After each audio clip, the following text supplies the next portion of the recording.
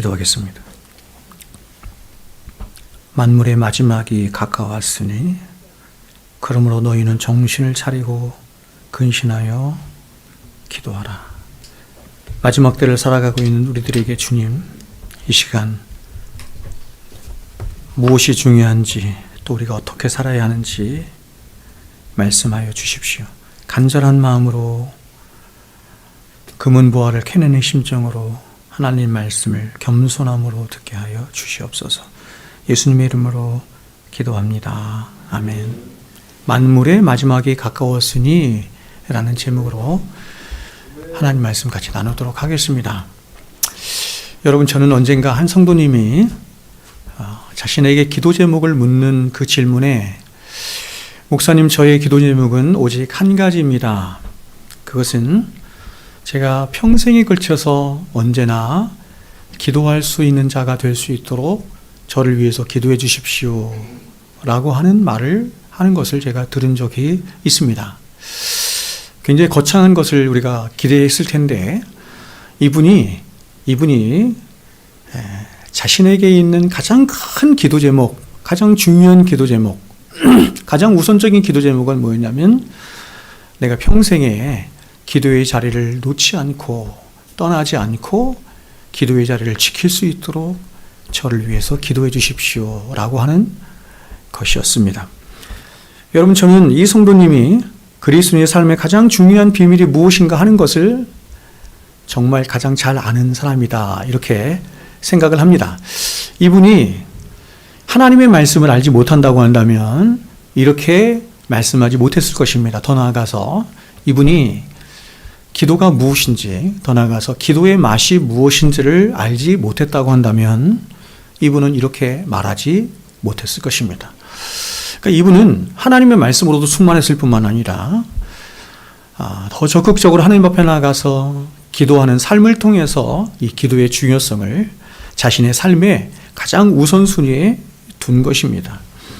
왜냐하면 이분은 자신이 혹시 최선의 상황에 있다 할지라도 자신이 하나님과의 열린 기도 속에, 기도의 관계 속에 살아가고 있지 못하다고 한다면 자신은 언제든지 최악의 상황으로 떠들릴 수 있음을 잘 알았기 때문이며, 반대로 지금 혹시 자신이 최악의 상황에 있다 할지라도 자신이 하나님의 음성을 듣는 그 기도 아래에 거하고 있다고 한다면 자신의 삶엔 어떤 두려움도 없을 것이라고 하는 그런 깊은 확신 가운데 있었기 때문입니다. 여러분, 사람들이 생각하는 어떤 좋은 환경이나 처지가 저와 여러분을 하여금 이 죄 많은 세상에서 흔들리지 않고 쓰러지지 않도록 붙들어주고 지탱할 수 있는 그런 버팀목이 될 수 없다는 사실을 우리는 절대로 잊어서는 안 됩니다. 우리는 돈이 많으면 내가 흔들리지 않고 쓰러지지 않을 것이다 생각하고, 좋은 직장이 있으면, 그렇죠? 또 어떤 높은 지위에 있으면 나를 지탱해 줄 것이다, 내 삶을 지탱해 줄 것이다, 이거 생각하시면 그렇게 생각하는 것은 큰 오산입니다. 우리는 주변에서 남들보다 훨씬 좋은 조건과 환경과 처지 가운데 있으면서도 너무나 쉽게 낙심하고 쓰러지며 실패하고 더 나아가서 삶을 포기하여 자살에까지 이르는 사람들을 무수히 봅니다. 옛날보다 30년, 50년 전보다 우리나라는 여러분 지금 현재 30배 이상 잘 살게 됐습니다. 너무나 잘 살게 되었음에도 불구하고 사람들이 그 공허함을 잊지 못해서 자살하는 비율은 훨씬 더 많아진 사실을 잊어서는 안 됩니다. 또 반대로 어떤 사람은 누가 봐도 가장 척박한 환경과 처지와 조건 가운데 있는 사람임에도 불구하고 그 누구보다도 씩씩하게 살고 소망 가운데 살고 기쁨과 행복 가운데 살아가는 사람들을 우리는 주변에서 또한 얼마든지 볼 수가 있어요. 그러면 여러분, 이러한 차이를 만들어내는 근본적인 원인이 어디에 있는 것일까? 그것은 이렇습니다. 존재의 자소로 할 수 있는 그 사람의 마음이 어떠한가 하는 것에 있는 것입니다. 존재의 자소로 할 수 있는 그 사람의 마음이 어떠한가 하는 것에 의해서 그 사람의 인생이 결정이 되는 것입니다. 여러분, 오늘날 많은 사람들이 인생 가운데 불어오는 수많은 문제들로 인해서 고민하며 고통을 당합니다. 하지만 그 모든 문제들이 결국 우리의 마음의 문제에 있다는 사실을 아는 사람은 그리 많지 않은 것 같습니다. 조금 전에도 말씀드린 것처럼 사람들은 참으로 어리석게도 여전히 인생을 평안하게 살고 인생을 기쁨 가운데 행복 가운데 살 수 있는 비결은 내게 많은 돈이 있어야 된다 생각하고 좋은 직장이 있어야 된다 생각하고 보장된 미래가 있어야 된다 이렇게 생각을 하지만 그 모든 것들이 다 갖춰진 상황 가운데에도 불행하게 사는 사람들 수없이 많이 있습니다.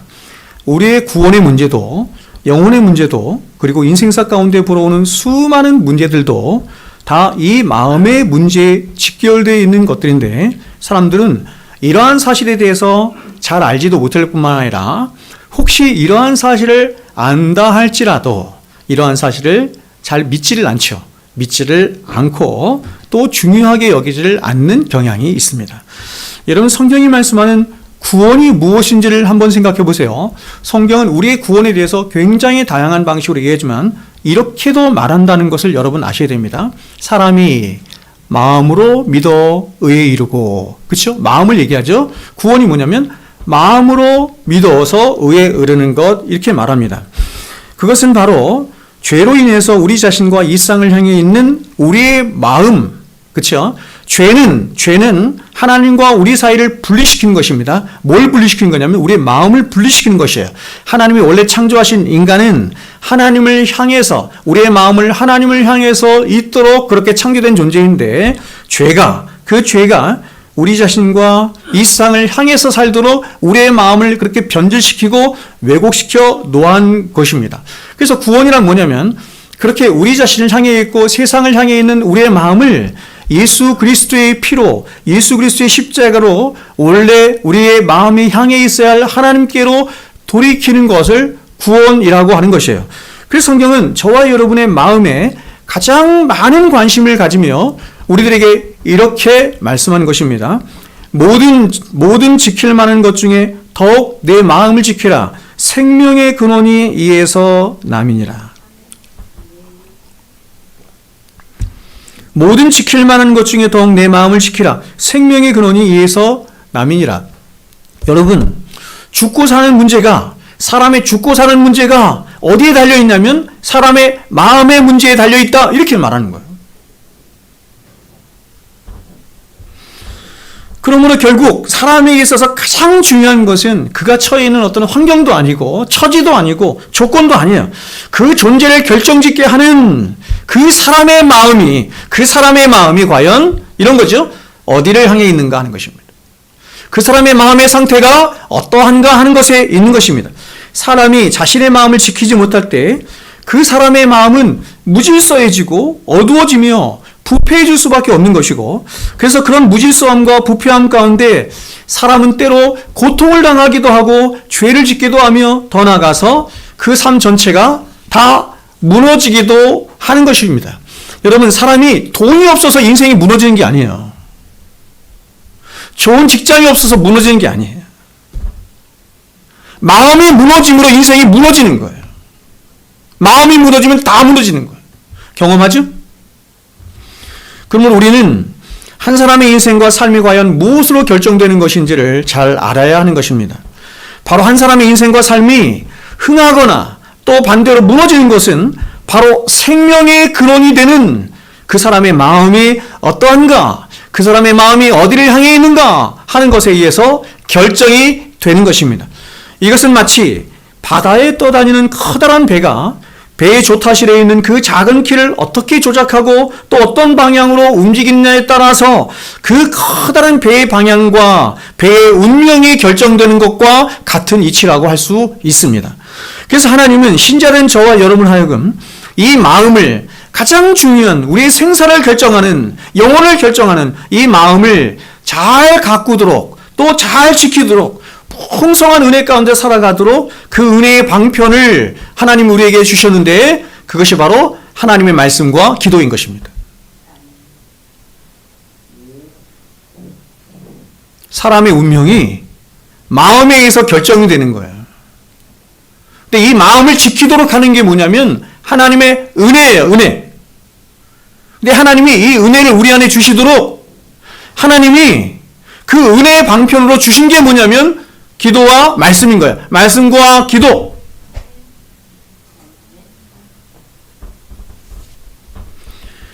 이 영적인 순서는 말씀이 먼저이고 기도가 그 다음이지만, 그러나 이 둘은 하나님 하나의 영속성상 안에 있는 하나이므로 결국 말씀과 기도가 하나가 될 때래야만이 성도는 진정한 은혜의 감화가 그 안에 있을 수가 있는 거예요.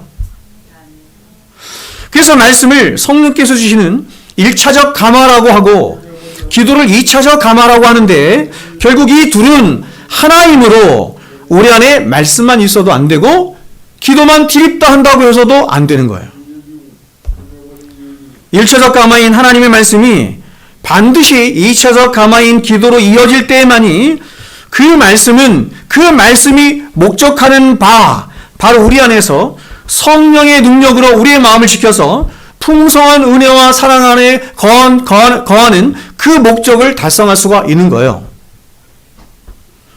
그러므로 우리 안에 1차적 감화인 말씀만 있은 채 2차적 감화인 기도가 있지 않으면 그 영성은 공허하고 메마른 영성이 될 수밖에 없는 것이며, 반대로 기도가 말씀의 인도를 받지 못하면 그 기도는 수많은 한계와 왜곡을 낳은 채 그 방향을 잃거나 혹은 아무런 효력이나 능력이 없는 그런 허공을 떠도는 공허한 소리가 되고 마는 것입니다.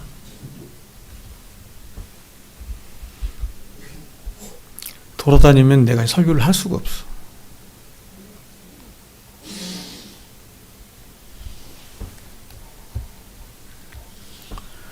그러므로 여러분, 하나님이 우리 아까 우리 준호 집사님이 기도를 할 때도 하나님 우리에게 은혜를 주신 방편을 세 가지를 얘기했잖아요. 말씀과 기도와 성례 이렇게 했잖아요. 그렇죠? 하나님께서 이런 걸 주신 이유는 뭐냐면, 사람이 사람답게 살 수 있는 것은 사람에게 은혜가 있어야 되는 거예요. 은혜가. 돈이 사람을 사람답게 살아가는 게 아니에요. 세상에 그 어떤 것이 사람을 사람답게 살아가는 게 아니에요. 하나님의 은혜가 있어야 되는 거예요. 근데 그 은혜를 하나님이 주시는 수단이 뭐냐면 말씀과 기도와 성례라, 이렇게 말하는 거예요. 믿습니까? 아닙니다, 목사님. 돈이 있어야 돼요. 그래서 여러분, 그렇게 믿는 사람들이 이렇게 얘기하는 거예요. 돈이 있어야 교회에서 신앙생활도 할 수 있다. 이 교회가 얼마나 타락했는지를 보여주는 거예요.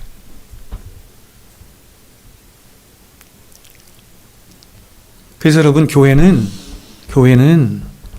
하나님 이 세상에 교회를 있게 하신 것은 굉장히 특별한 거예요.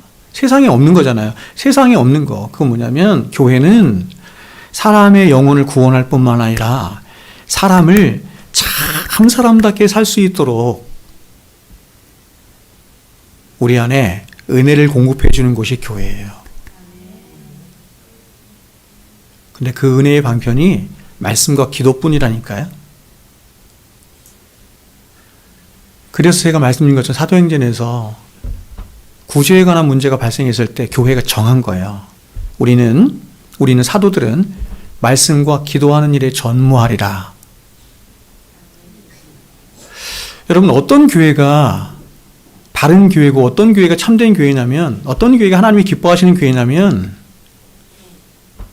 많은 선교를 하고 구제를 하는 교회가 아니고, 물론 여러분 그것도 해야 합니다. 그래서 집사를 세워서 하게 한 거예요. 하나님이 가장 기뻐하시는 교회는 뭐냐면 말씀과 기도에 전무하는 교회예요. 왜냐하면 그 말씀과 기도만이 하나님의 은혜를 불러일으켜서 저와 여러분으로 하여금 하나님의 참된 백성이 되게 할 뿐만 아니라 하나님의 거룩한 백성으로 우리를 빚어 만들어 가실 유일한 수단이 말씀과 기도이기 때문에 그렇습니다. 여러분, 우리가 저 강이나 산에 가서, 바다에 가서 그 산을 거지고 강을 거닌다고 해서 하나님의 참된 백성이 되는 게 아니에요. 착한 일을 많이 한다고 해서 하나님의 참된 백성이 되는 게 아니에요. 오직 하나님의 참된 백성이 되게 하는 하나님이 주신 특별 은총은 말씀과 기도뿐인 것입니다. 의문이 가시면 저에게 말씀하세요. 그래서 사도는 이 기도가 지닌 가장 본질적인 능력을 이렇게 사도가 말한 거야. 빌립보서 4장 6절 7절이죠. 아무것도 염려하지 말고 다만 모든 일에 기도와 간구로 너희 구할 것을 감사함으로 하나님께 아뢰라. 인생의 가장 여러분 그 중요한 이 필절함이 뭐냐면, 인생의 고통의 가장 핵심이 뭐냐면 이거예요. 염려와 두려움이라는 거야. 아무것도 염려하지 말고 다만 모든 일에 기도와 간구로 너희 구할 것을, 그래서 하나님 앞에 기도해라. 그러면 이렇게 얘기해요. 모든 지각에 뛰어난 하나님의 평강이 그리스도 예수 안에서, 이건 전제예요. 이건 토대예요. 근거예요. 그리스도 예수 안에서 하나님의 평강이 너희 마음과 생각을 지키시리라. 여러분, 우리가 기도를 하면 하나님이 어떻게 하시냐면, 모든 지각에 뛰어난 하나님의 평강이 세상이 줄 수 없어요. 모든 문제는 이 땅에서 일어나는데, 그 이 땅에서 일어나는 것 때문에 우리는 마음의 두려움과 염려와 근심과 걱정이 생기는 거거든요. 이걸 해결할 것이 이 세상에 없는 거예요. 근데 하나님 앞에서 기도했더니 이 세상 어떤 것으로 해결하지 않는 우리들의 이 마음을 그리스도 예수 안에서 평강으로 지키는 일이 있더라. 그게 기도다, 이렇게 말합니다.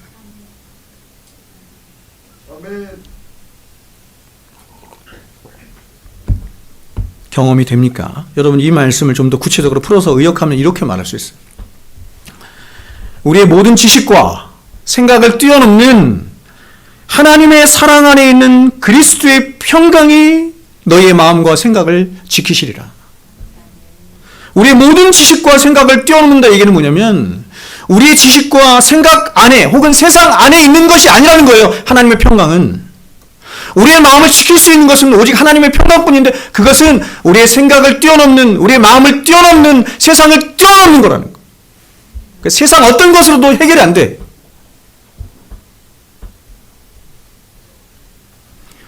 그래서 우리가 지난번에 살펴본 것처럼 시편 138편 3절에서 시인이 이렇게 말한 거죠. 내가 간구하는 날에 주께서 응답하시고 내 영혼을 장려하여 강하게 하셨나이다. 성경은 틀림이 없어요. 여기서 장려한다라는 말, 히브리어 라하브는 구별한다 이런 뜻이에요. 분리시킨다, 강하게 한다 이런 뜻이에요. 그러니까 다시 말해서 시인이 간구할 제목이 있어서 하나님 앞에 열렬히 기도했더니 하나님께서 그 기도에 응답하시는 것은 말할 것도 없고, 응답하십니다. 반드시 들으세요.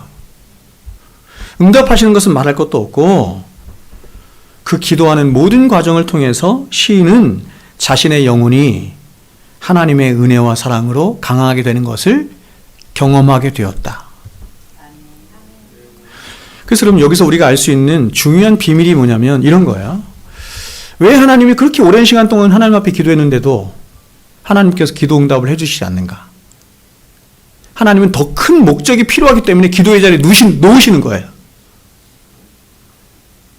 오랜 시간 동안 하나님 앞에 나가서 부르짖고 기도하도록 하시는 거예요. 왜요? 그 모든 기도의 과정을 통해서 그 영혼을 강하게 하는 일이 더 본질적인 하나님 우리에게 기도를 주신 목적이기 때문에 그렇습니다. 우리의 생각과 하나님의 생각이 너무 다르죠?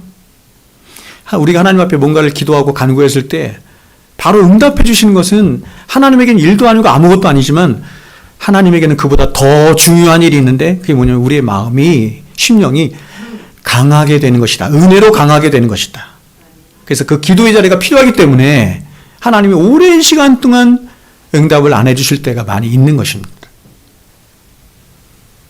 그러면 여러분, 기도가 무엇이길래 저와 여러분의 영혼을 혹은 저와 여러분의 마음이 강하게 될 수 있는 것일까요? 그것은 이렇습니다. 기도는 우리 마음 안에 있는 죄를 죽이는 일을 하는 게 기도예요. 자, 좀 더 정확하게 말해 볼게요. 기도는 정확하게 말하면 우리 안에 하나님의 아가페의 사랑을 불러오도록 하는 것입니다. 하나님의 아가페의 사랑과 은혜를 불러오도록 해서 그 사랑으로 말미암아 그 사랑이 우리 안에 있는 모든 근심과 두려움과 염려와 부패와 더러움들을 몰아내게 하는 거예요. 우리 안에 있는 염려와 두려움을 뭐가 몰아낼 수 있느냐? 우리 안에 있는 부패와 두려움을, 그쵸, 부패와 더러움들을 뭐가 몰아낼 수 있느냐? 하나님의 은혜와 사랑이 몰아낼 수 있는 거예요. 그래서 요한일서에서 말하는 거예요. 하나님의 사랑이 두려움을 내어 쫓느니라. 더 나아가서 그렇게 비워진 우리의 마음을 강하게 하는 거예요. 뭐가 그렇게 한다고요? 하나님의 아가페의 사랑과 은혜가. 그래서 존 라일이 이렇게 말한 거예요. 기도는 죄를 죽이고 죄는 기도를 죽인다. 이렇게 말합니다. 여러분, 사람들이 왜 기도를 하지 않는 것일까요? 기도를 하지 않는 사람은 굉장히 위험한 사람인데 기도를 왜 하지 않는 것일까요? 그것은 사람들이 말하고 싶어하는 어떤 수많은 핑계들이 있겠지만 그러나 모든 것들은 그야말로 다 핑계인 것이고 가장 결정적인 이유는 뭐냐면 우리로 하여금 마땅히 거룩하신 하나님 앞에 나가서 하나님과 교통하고 하나님께 아뢰며 하나님 앞에 기도하도록 하는 그 기도를 못하도록 하는 우리 안에 실증과 영혼의 실증과 죄가 우리 안에 있기 때문이에요.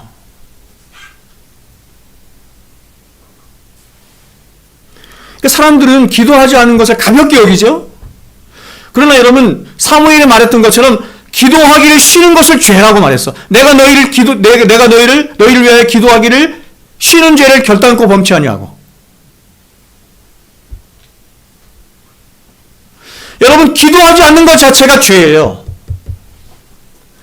오늘날 한국교회 안에 사람들은 이렇게 생각하는 것 같아요. 기도를 할 수도 있고 하지 않을 수도 있고 시간이 되면 기도할 수도 있고 상황이 되면 기도할 수도 있고 안 하면 어쩔 수 없는 것이고.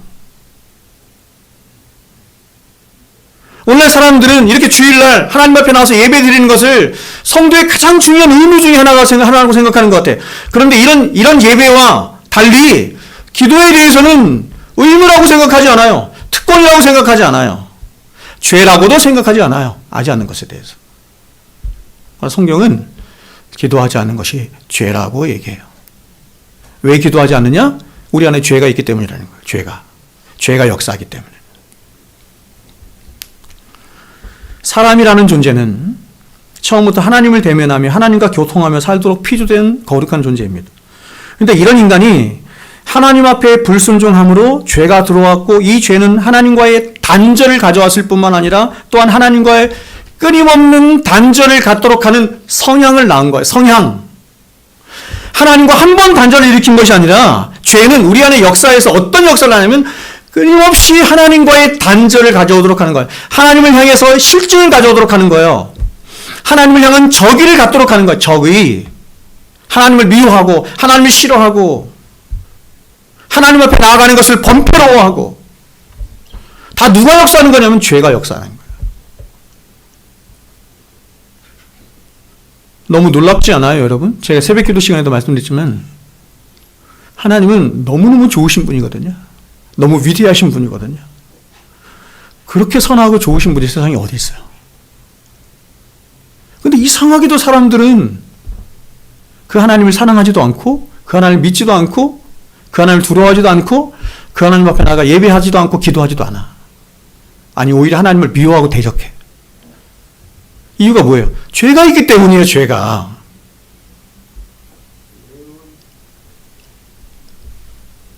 그러면 결국 기도는 하나님이 당신의 백성들에게 하나님 당신과 교통하도록 그래서 하나님이 풍성한 은혜를 그 교통 가운데 주시도록 하나님이 당신의 백성들에게 주신 최고의 은혜의 방편이 기도인 것인데 그런데 바로 우리 안에 있는 죄가 이 기도를 하지 못하도록 우리 안에서 실증으로 역사하고 핑계들로 역사하고 빗나간 자기 사정으로 역사하는 거예요.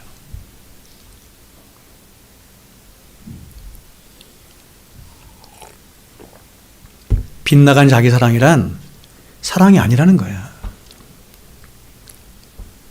나는 내 본성을 따라서 뭔가 사랑을 했는데 그 사랑이 참된 사랑이 아닌 거예요.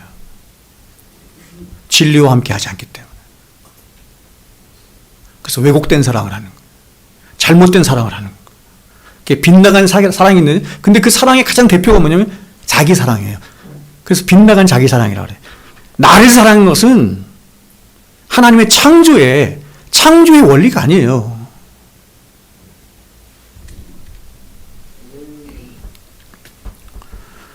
그러므로 여러분, 신자의 가장 중요한 특권이자 의무 중에 하나가 바로 기도의 골방에 나가는 것에 있는 것인데, 근데 성경은 이러한 신자의 기도가 말세로 가면 갈수록 더욱 약화되고 더욱 사라진다, 이렇게 말씀해요. 여러분, 왜 그럴까요? 그것은 말세로 가면 갈수록 사람들이 이렇습니다. 말세로 가면 갈수록 우리 안에 죄가 득세하는데, 그 죄가 어떻게 득세하냐면 자기를 사랑하게 하고 쾌락을 사랑하도록 하며 세상을 사랑하도록 해요. 이런 죄가 득세해요. 그러니까 여러분, 우리가 기도를 하지 않는 이유는 뭐냐면 우리 안에 죄가 있기 때문인데, 어떤 죄가 있냐면 자기를 사랑하도록 하고 쾌락을 사랑하도록 하고 세상을 사랑하도록 하는 죄가 역사하면 그 죄가 우리로 하여금 하나님 앞에 기도하지 못하도록 막는 거예요. 사도는 말세에 나타날 징조들에 대해서 이렇게 우리들에게 그래서 말했어요. 디모데후서 3장 1절부터 5절에 너는 이것을 알라. 말세에 고통하는 때가 이르러. 그러니까 여러분, 지금부터 이제 제가 나열하려고 하는 것이 이게 고통하는 때인 줄을 알지 못하는 사람들이 세상에 수두룩 있는 거예요. 세상 사람들. 근데 이게 고통이라는 것을 참된 신자는 알아. 보세요. 너는 이것을 알라. 말세에 고통하는 때가 이르러 사람들이 자기를 사랑하며 돈을 사랑하며 자랑하며 교만하며 비방하며 부모를 거역하며 감사하지 아니하며 거룩하지 아니하며. 왜 이렇게 세상이 문명이 발전하고 왜 이렇게 돈이 많고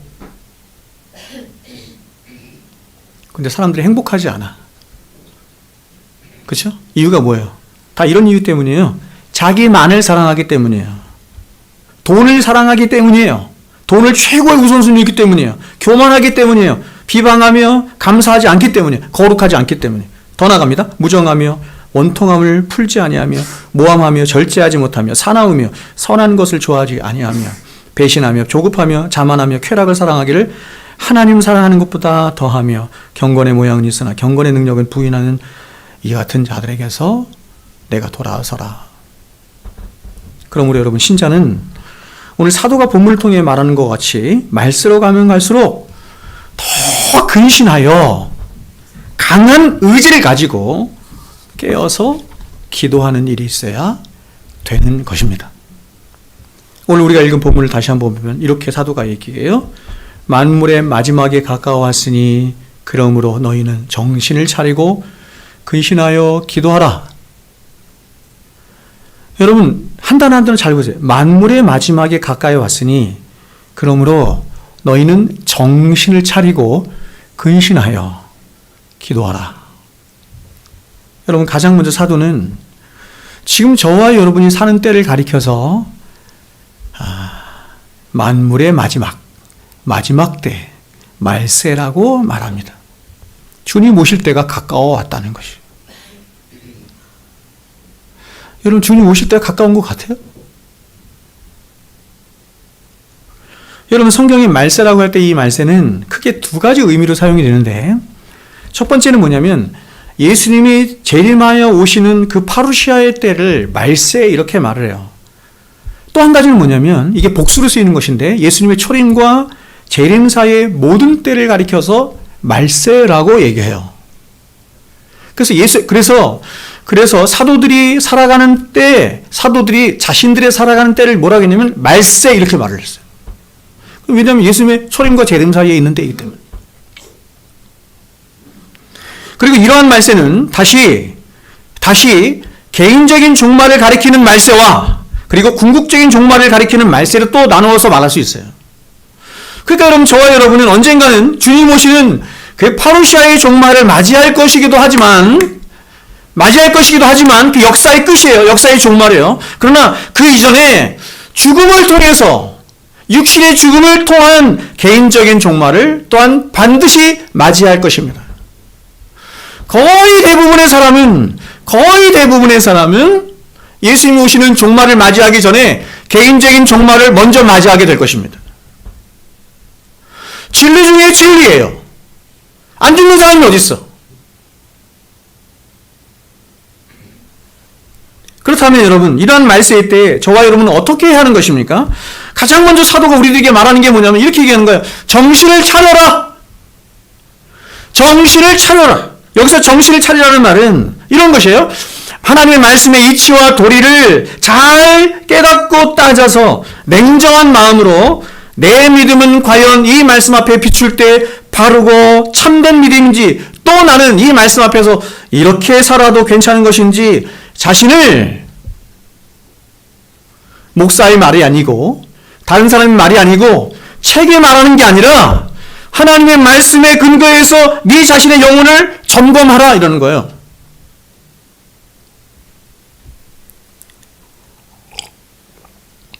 제가 여러분에게 여러 번 말씀드렸지만 최근에 저 보세요. 여러분의 신앙을 목사에게서 시작하면 안 돼. 저는 완전하지 않아요. 제가 가르치는 것도 완전하지 않고 저의 삶도 완전하지 않고 저의 신앙도 완전하지 않아. 그렇다고 해서 여러분 자신으로부터 시작하거나 다른 사람부터 시작하는 건 더 재앙이죠. 그럼 여러분의 신앙을 어디에 근거해서 해야 되냐면 하나님 말씀이에요. 그래서 여러분 저 보세요. 이 강단이 중요한 이유가 뭐냐면 이 강단은 하나님의 올곧은 진리의 말씀을, 순전한 말씀을 전해야 되는 것이에요. 왜냐하면 이 말씀에는 권위가 있기 때문에 여러분이 여러분의 신앙의 토대이자 근거이자 근간으로 삼는 것이 이 강단에 선포된 하나님 말씀이기 때문이에요. 그래서 여러분 오늘날 그렇게 수많은 왜곡되고 잘못된 신앙과 믿음들이 생긴 이유가 가장 일차적으로는 누구 탓이냐면 목사 탓이에요. 목사들이 그렇게 가르쳤기 때문에.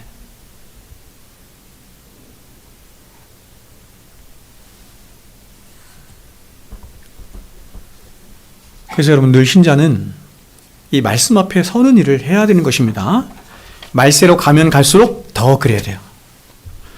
그렇다면 여러분 우리가 말세에 더욱 정신을 차려야 하는 이유가 무엇일까? 가장 먼저 이렇습니다.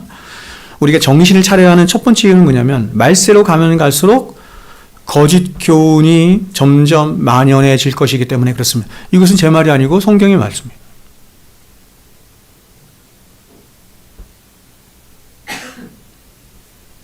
말세에는 거짓 교사들과 거짓 선생들이 판을 칠 뿐만 아니라 또한 그런 거짓 선생들에 의해서 거짓 교훈과 거짓 가르침들이 만연하게 될 것이므로 우리가 정신을 차리지 않으면 안 된다는 것입니다.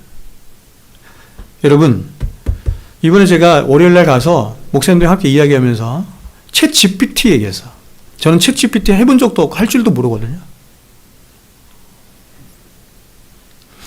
챗 GPT가 요즘 위험하게 된 것은 이렇습니다. 챗 GPT가 수많은 데이터베이스를 기본으로 하잖아요, 얘가.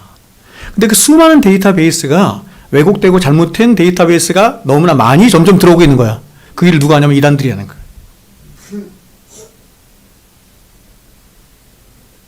그러니까 여러분 지금 이단들, 신천지와 같은 이단들이 어떤 전략을 갖고 있냐면 챗 GPT가 이렇게 발행을 하면서 그 팀이 있대요. 그러니까 그런 정보들을 뭐 네이버든 어디든 막 계속 흘려보내는 거야. 자신들의 가르침들을. 그래서 챗 GPT는 자신들이 생각하고 판단하는 모든 판단의 기준을 그런 데이터들을 통해서 하기 때문에 거짓되고 왜곡된 가르침들이 오늘날 일어날 가능성이 굉장히 많은 거예요. 여러분 이렇게 위험한 시대에 우리가 살고 있는 거예요.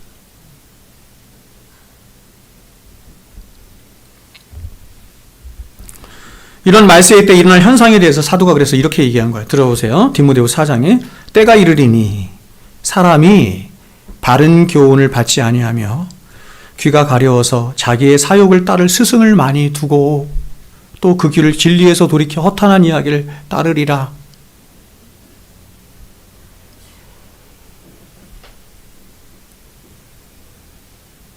제가 여러 번 사람들에게 듣는 말이 뭐냐면 그런 거예요.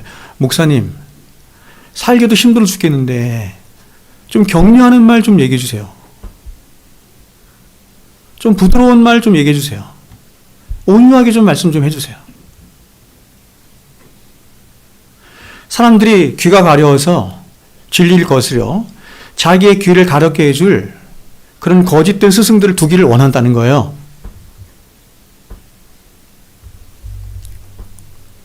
그러니 여러분, 말세로 가면 갈수록 더욱 거짓 선생들이 판을 치게 되는 일이 있는 것입니다.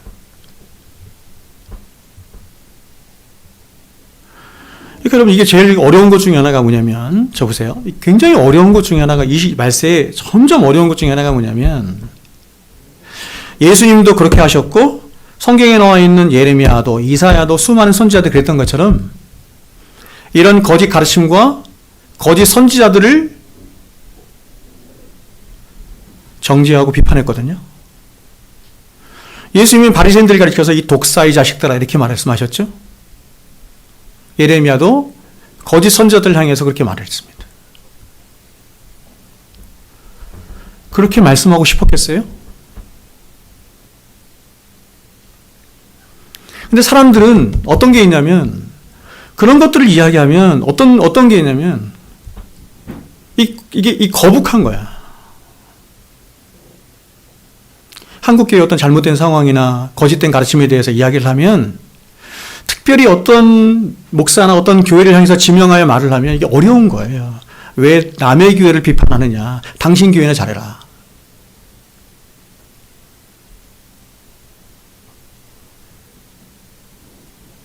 그렇게 되면 여러분, 예수님도 제자들도, 그렇죠? 선지자들도 어떻게 되는 겁니까?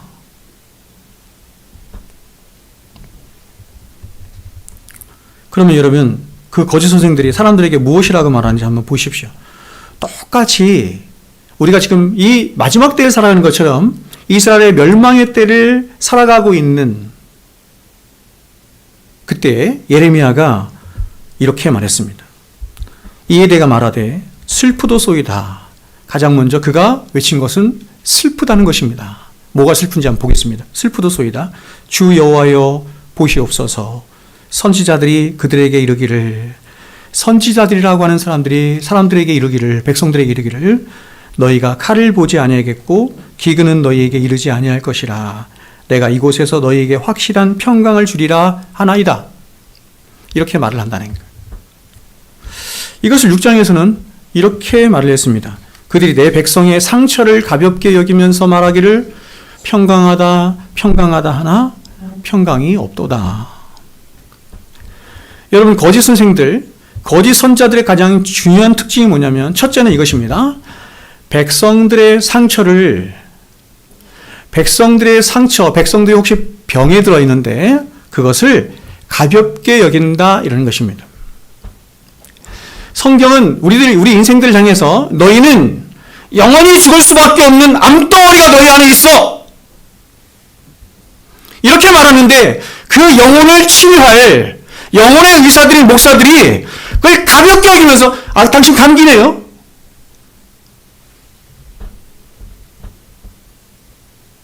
예레미야 시대에 선지자들이 그렇게 했다는 거야, 이스라엘 백성들이. 그래서 괜찮아, 평강이 있을 거야, 괜찮아, 하나님이 지켜줄 거야, 이렇게 얘기했다는 거예요. 하나님이 내리시는 어떤 기근이나 심판도 너에게 절대로 임하지 않을 것이다, 이렇게 말한다는 거예요. 그러나 여러분, 이런 이들을 향해서 온 역사의 주관자 되신, 온 세상의 주관 되신 하나님이 이들을 향해서 이렇게 말씀해요. 예레미야 14장에 여호와께서 내게 이르시되 선지자들이 내 이름으로 거짓 예언을 하도다. 나는 그들을 보내지 아니하였고 그들에게 명령하거나 이르지 아니하였거늘 그들이 거짓 계시와 점술과 헛된 것과 자기 마음의 거짓으로 너희에게 예언하는도다.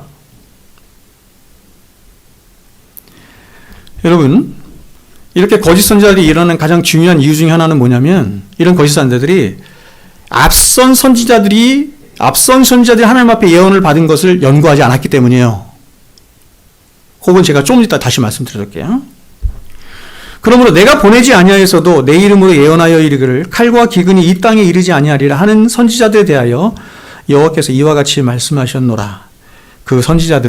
오히려 그 선지자들은 칼과 기근에 멸망할 것이요 그들의 예언을 받은 백성은 기근과 칼로 말미암아 예루살렘 거리에 던져짐을 당할 것인즉 그들을 장사할 자가 없을 것이요 그들의 아내와 아들과 딸이 그렇게 되리니 이는 내가 그들의 악을 그 위에 부음이니라. 백성들의 죄를 가볍게 여기며 평안하다 평안하다 하며 거짓 긍정을 말하는 자들을 하나님은 보내신 적이 없다, 이렇게 말하는 거예요. 하나님은 아담이 타락한 이후로, 이유가 뭐냐면 하나님은 아담이 타락한 이후로 이 세상을 향해서, 사람들을 향해서 한 번도 너희는 평강하다 이렇게 말씀해 본 적이 없어요.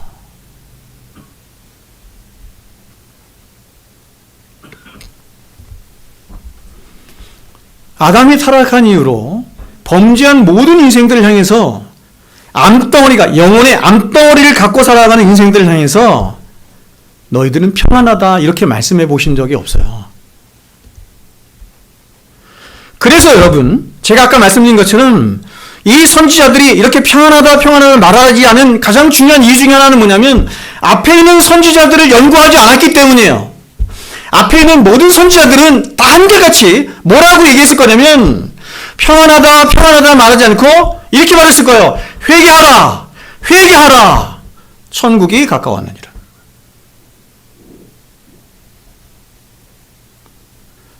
아담이 타락한 이후로 모든 인간들은 죄의 암덩어리를 가지고 살기 때문에 너희가 살 수 있는, 그래서 너희가 유일하게 평강 가질 수 있는 진짜 평강이잖아요. 그게 있는 것은 너희가 회개하고 하나님 앞에 돌아오는 것뿐이야. 그래서 예수님이 공생을 처음 시작하시면서 가장 먼저 하신 복음의 메시지가 뭐예요? 회개하라 천국이 가까웠느니라.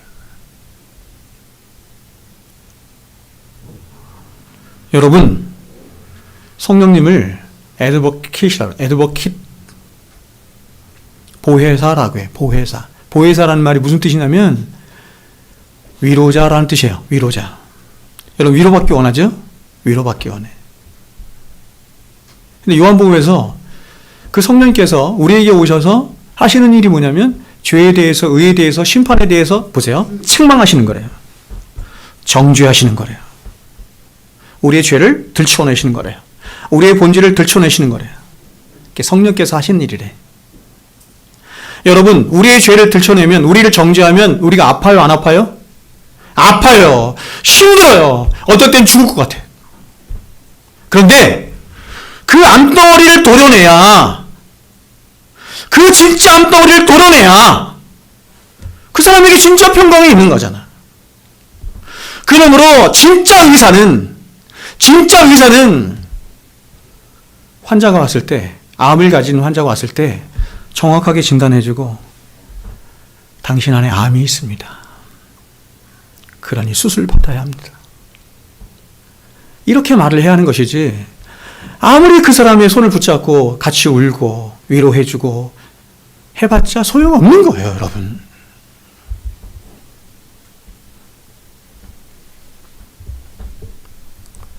그러므로 사도가 얘기하는 거야. 정신을 차려라. 정신을 차려라. 아무 교회, 아무 선지자, 아무 가르침이나 쉽게 받아들이면 안 된다. 말세로 가면 갈수록 참된 말씀이 점점 희미해져 갈 것이기 때문에 바른 진리의 가르침에 서도록 정신을 똑바로 차려야 한다. 정신을 똑바로 차려야 한다. 두 번째로, 우리가 정신을 차려야 하는 두 번째 이유는 바로 말세는 무엇보다 쾌락을 좋아하는 세상이기 때문입니다. 여러분, 이 시대를 살아간 사람들의 관심사가 무엇인지 한번 보세요. 이 세상 사람들은 말할 것도 없고, 오늘날 교회에는 수많은 사람들조차도 그들의 인생의 최대의 관심사는 하나님이 아닌 것 같아. 예수님도 아닌 것 같아. 천국도 영생도 아닌 것 같아.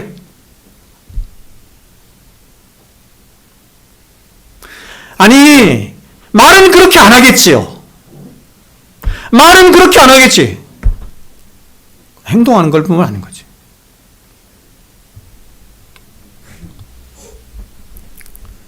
사람들의 최대의 관심사는 하나님도 예수님도 천국도 아니고 어떻게 하면 내가 하나님을 더 사랑하며 살까 하는 것도 아니고 어떻게 하면 하나님의 뜻을 이루며 살까, 하나님의 영광을 위하여 살까, 그것이 인생의 가장 중요한 목적인데도 아닌 것 같아요. 그건 뭐냐면 리차드 포스터가 그의 책에서 우리들에게 딱 말했죠. 세상 사람들의 관심사 세 가지로 정리했죠. 뭐예요? 돈, 섹스, 권력. 돈, 섹스, 권력. 섹스를 그냥 쾌락 이렇게 말했어요. 돈, 쾌락, 권력, 힘, 명예.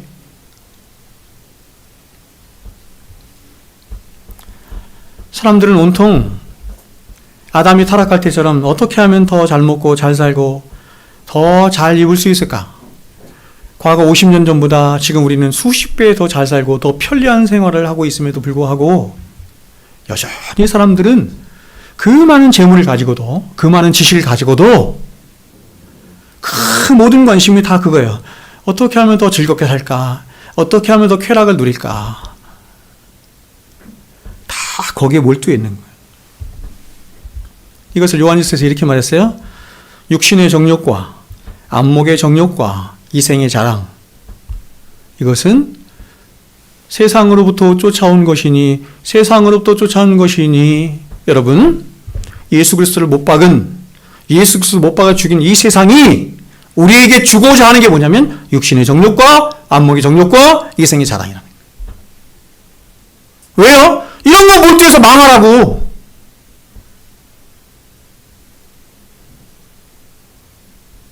근데 사람들은 여전히 여기에 관심이 있는 거예요.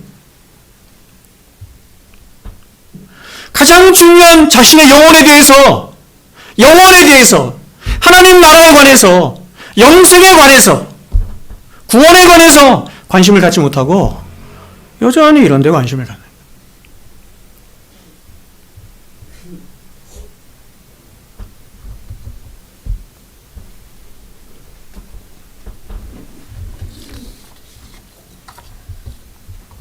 이렇게 사도는 말세를 살아가는 저와 여러분을 향해서 정신을 차리라고 말한 후에 이제 두 번째로 사도는 이렇게 말합니다. 근신하라, 이런 말합니다. 근신하라. 여러분, 여기서 근신한다는 말은 이렇게 말할 수 있어요. 삼가한다 혹은 절제한다. 성령의 9가지 열매 중에서 가장 압권적인 성품이 뭐냐면 이 절제예요. 절제. 이런 것입니다. 너희가 인생을 살아가면서 네가 하고 싶은 거, 이루고 싶은 거, 꼭 해야만 할 것 같은 거, 이런 거 다 해서는 안 된다. 다 해서는 안 되고 네 분수를 지키고 네 자리를 지켜서 절제하며 자신을 삼가하여 하나님의 부르심에 합당한 삶을 살아야 한다. 이렇게 말해요. 이게 근신하라야. 여러분, 저와 여러분이 그리스도의 삶을 살아가면서 가져야 할 가장 중요한 생각 중에 하나가 이것입니다. 삶의 우선순위를 분명히 하는 거예요.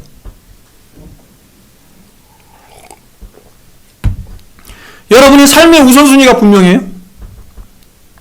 제가 나중에 10계명을 여러분에게 말씀을 드릴 때 다시 말씀을 드리겠지만 보세요. 10계명이 10가지 계명인데 10계명이 어떻게 이루어져 있냐면 가장 중요한 것부터 10가지가 위로부터 밑으로 되어 있는 거예요. 그러니까 10계명이 뭐냐면 가장 중요한 게 뭐냐면 가장 중요한 거 하나님, 두 번째 중요한 거 생명, 세 번째 중요한 거 가족, 이렇게 되는 거예요. 꼴찌가 뭘까요? 10번째 10계명 물질이에요. 물질, 재물에 관한 거예요. 내 이웃의 것을 탐내지 말는 거죠. 재물에 관한 거예요. 근데 이게 거꾸로 됐어. 지금 세상은 거꾸로 돼가지고 세상 사람들이 가장 귀하게 여기는 게 뭐냐면 마지막, 가장 하찮게 여기는 게 뭐냐면 첫 번째 하나님.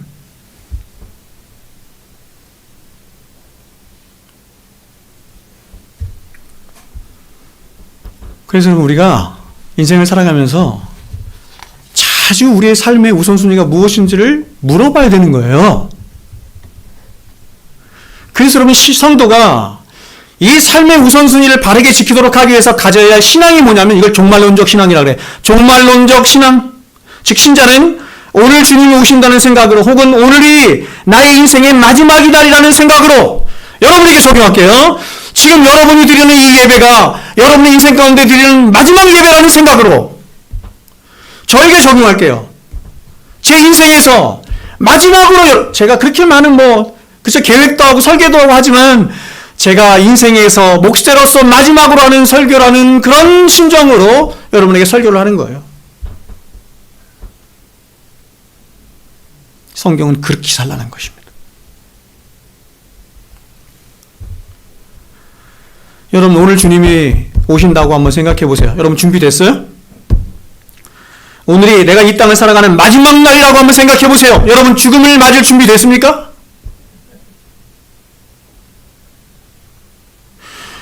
우리는 이제 예배가 끝나고 헤어지면서 얘기할 것입니다. 다음 주에 뵙겠습니다, 성도님. 웃으면서 수요일날 뵙겠습니다. 아니 어떤 분 내일 새벽에 뵙겠습니다. 내일 새벽에 우리에게 누가 보장됐어요? 새벽 예배 가다가 차에 치여 죽는 사람 많잖아요.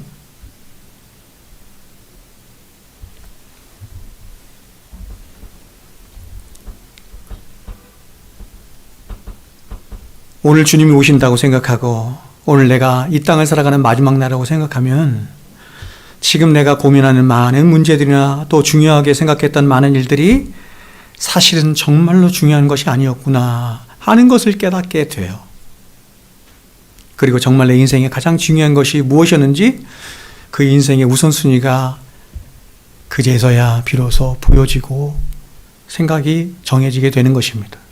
그 사람이 가장 정직할 때가 어떠냐면 죽음 앞에 있을 때, 죽음 앞에 있을 때. 죽음 앞에 있을 때 가장 사람이 숭엄해지고 가장 정직해지는 거야. 그러니까 평생 동안 자기를 속이고 있다가 자기를 속일 뿐만 아니라 속임을 당하다가 죽음 앞에서야 그제서야 비로소.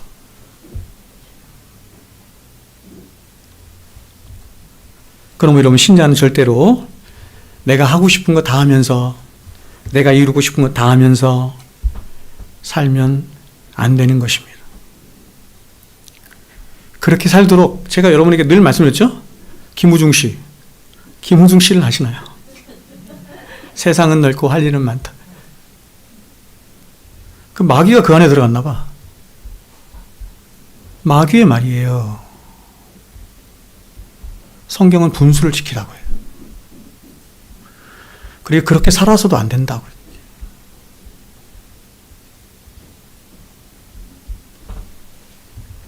신자는 이 세상을 잠시 왔다 가는 거류민이자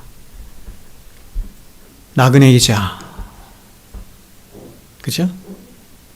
순례자라고 생각하며 자신의 인생을 하나님이 나에게 맡겨주신 뭡니까? 뭐죠?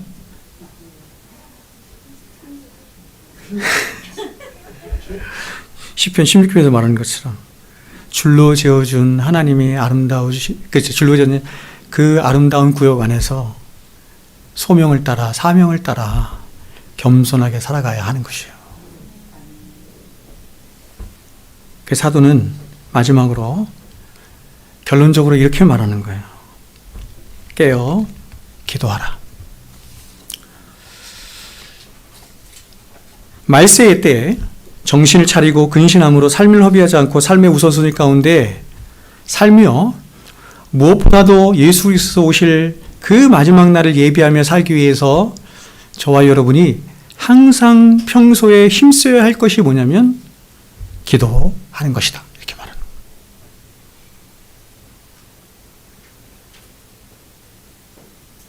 왜냐하면 기도하지 않으면 깨어 있을 수 없고 기도하지 않으면 근신할 수 없고 기도하지 않으면 주님 오실 날을 예비할 수가 없어요.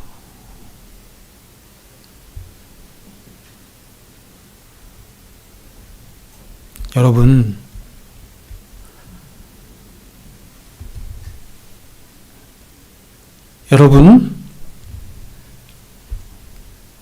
제가 기도에 대해서 그렇게 많이 강조를 하죠.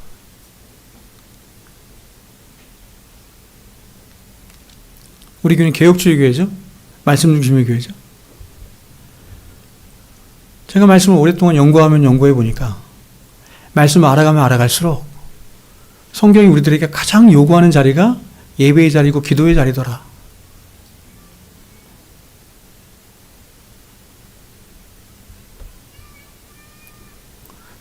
절대로 여러분, 제가 여러분을 책망하는 게 아닙니다. 옛날에 어떤 분은 저한테 막 그러고 뭐라고 하고 나갔어.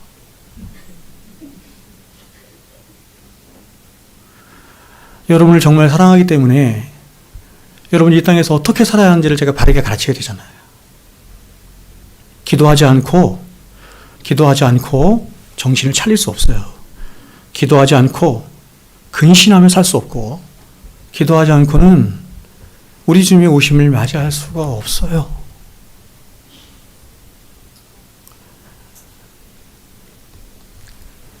그냥 한번 나 예수 믿습니다 라고는 입술의 고백으로 주님 다시 오실 때 여러분이 주님을 맞이할 수 있을 거라고 생각하세요? 그게 참된 믿음이라고 생각하세요? 이 땅을 살아가면서 기도의 골방을 한 번도 누려보지 못해서 하나님과의 전인격적인 교통을 거의 제대로 한 번도 누려보지 못한 사람이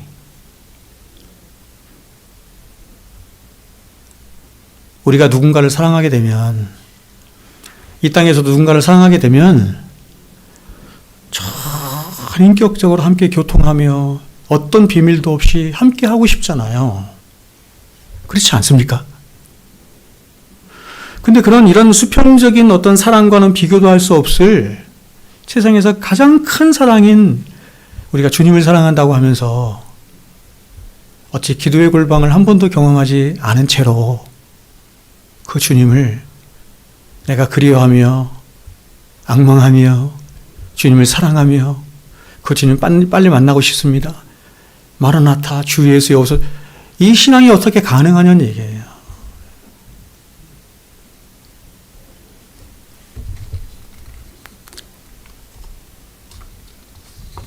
말씀 뵙겠습니다.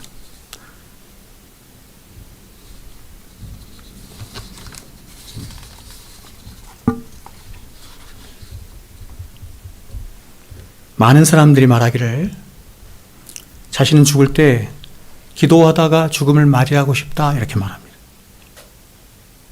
그렇죠? 나는 이런 얘기 들을 때 누가 떠오르냐면 발람이 떠올라. 발람도 그랬거든. 나는 거룩한 죽음을 맞기를 원하며. 근데 그는 돈에 팔려가서 결국 구원 못 받았어요. 또 어떤 목사님들은 이렇게 얘기합니다. 나는 설교하다 강단에서 최후를 맞이하고 싶습니다. 그렇다면 정말 진심으로 그렇게 말할 수 있는 사람은 과연 어떤 사람이겠습니까? 그것은 골방을 평소에 여러분의 삶 가운데 가장 즐거움으로 골방을 자신의 인생에서 가장 소기중히 여기며 살아간 사람이 그럴 수 있는 거죠. 마찬가지로 설교가 자신에게 얼마나 영광스러운 것인지를 알아서 그 설교에 자신의 모든 힘과 열정을 다 쏟아부으면서 살았던 그 설교자만이 그렇게 말할 수 있는 거예요. 그러므로 여러분, 우리는 더욱 자주 종말의 빛 아래서 우리 자신의 삶을 돌아보는 시간을 가져야 하는 것입니다. 그래야 지금 내가 하고 있는 일이 정말 의미가 있는 일이고 꼭 해야 하는 일인지 바로 분별함으로 그 모든 일에 바른 우선순위를 두며 살 수 있을 뿐만 아니라 무엇보다도 깨어서 살아갈 수 있게 되는 것입니다. 여러분, 오늘 목사님이 말씀하신 것처럼 우리는 기도하는 것만큼 삶을 살 수 있고 삶을 살아내는 것만큼 기도할 수 있다는 사실을 잊어서는 안 됩니다. 이 말이 의미하는 바가 뭔지 아시겠어요? 바라기는 여러분, 저와 여러분의 삶에 하나님 앞에 나아가서 기도하는 열렬한 기도의 삶이 다시 회복되므로 늘 깨어있는 삶을 살아갈 수 있었으면 좋겠습니다. 여러분, 제가 오늘 여러분에게 이제 1년 동안, 1년 반 동안 여러분에게 어떤 설교를 할 것인지 쭉 밝혔잖아요. 그렇죠? 그 기도하기 전에 그런 많은 말씀들을 여러분에게 이제 앞으로 전하게 될 텐데 그 말씀을 전하기에 앞서서 마지막으로 제가 여러분에게 다시 한번 강조하며 하고 싶었던 설교가 기도야. 여러분 앞으로 1년이나 1년 반 동안 이제 기도에 관한 이런 설교를 들을 수 없을지도 몰라. 기도합시다. 아멘. 기도하겠습니다.